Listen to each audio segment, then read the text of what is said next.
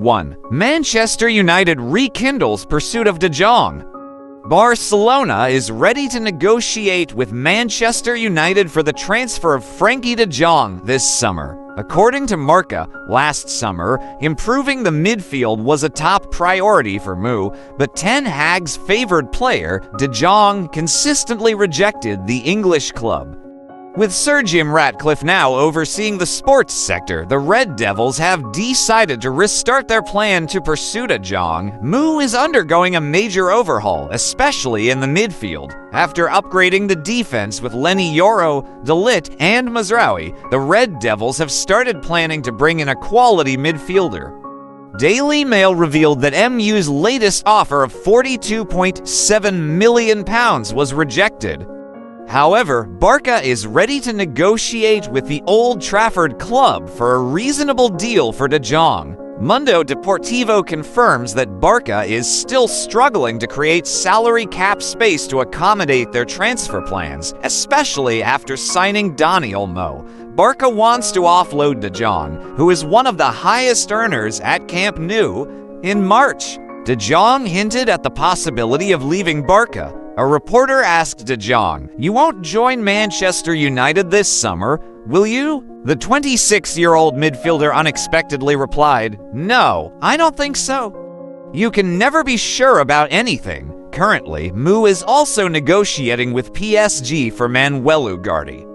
However, this player is considered to be overpriced relative to his abilities, so Mu is hesitant to finalize the deal. 2. Soncho may leave Manchester United.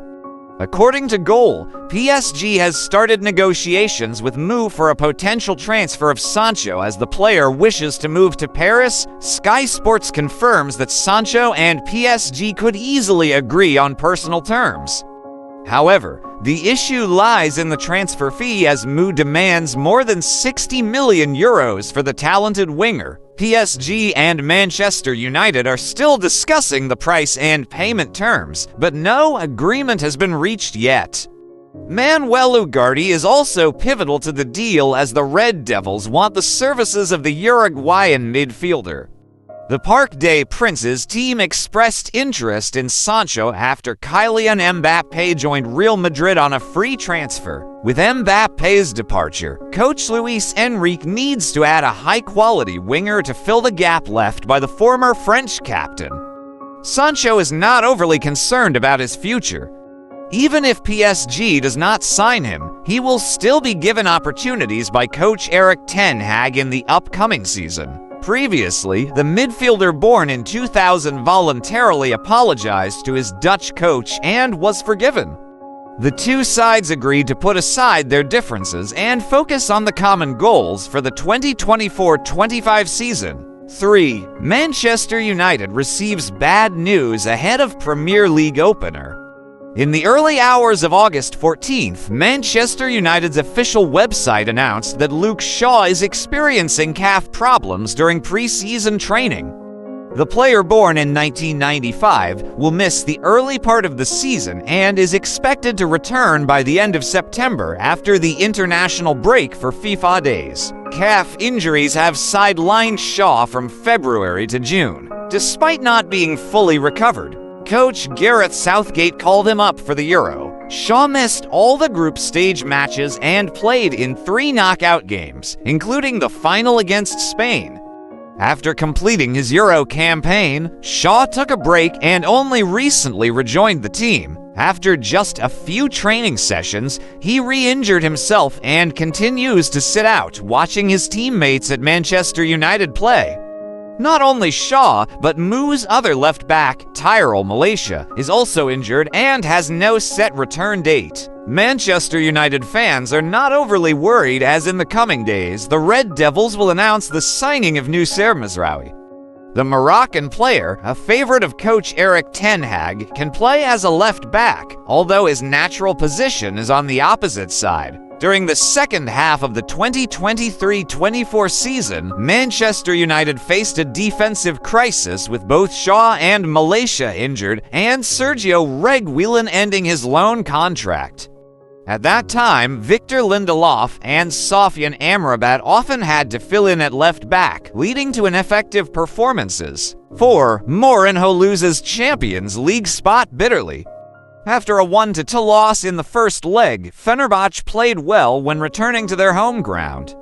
The Turkish representative exerted significant pressure and scored in the 90+1 minute thanks to an own goal by Bafod Diakite. The teams were tied to 2-2 over 2 legs and had to go into extra time. Drama escalated in the 109th minute. Lille was down to 10 men after midfielder Mandy received a red card. With a numerical advantage, Fenerbahçe was expected to resolve the match within 120 minutes. However, a nightmare unfolded for Jose Mourinho's team. In the 114th minute, centre-back Jadon Oosterwolde made an unforgivable mistake by handling the ball in the penalty area. After a thorough review of slow-motion video, the main referee decisively pointed to the penalty spot. From 11 meters, Jonathan David overcame immense pressure to equalize for Lille in the second leg, thereby helping the League One club take a 3-2 lead over to legs. In the final minutes, Fenerbahçe had no choice but to launch a full-scale attack. In the 118th minute, the hosts came very close to scoring when the opposing goalkeeper made a mistake, allowing Cenk Tosun a header opportunity. The ball passed beyond Chevalier's reach but hit the crossbar. The match at Ulker Stadium ended with a new format Champions League ticket for Lille. Conversely, Jose Mourinho could not help Fenerbahçe secure a spot in the most prestigious cup competition in Europe after a 15-year wait. For Mourinho personally, the special one has spent 6 consecutive years unable to participate in the top club-level competition in Europe. The last time he appeared in the Champions League was while managing Man United. 5. Cole Palmer's status changes. On the evening of August 13th, The Times reported that Cole Palmer agreed to extend his contract with Chelsea for another 2 years. The new salary for the English striker has not been disclosed, but it is likely to skyrocket. For Cole Palmer, this is a reward for his impressive performance in the 2023-24 season after scoring 25 goals and providing 15 assists in 45 matches across all competitions. Last summer, Cole Palmer was also called up to the England squad for the Euro 2024 finals. Last year, Chelsea spent £42.5 million to persuade Manchester City to sell Cole Palmer. The English striker also wanted to leave to prove his worth. Had he stayed at Etihad, Cole Palmer would likely have been a substitute for Erling Haaland and Julian Alvarez, who has also moved to Atletico Madrid.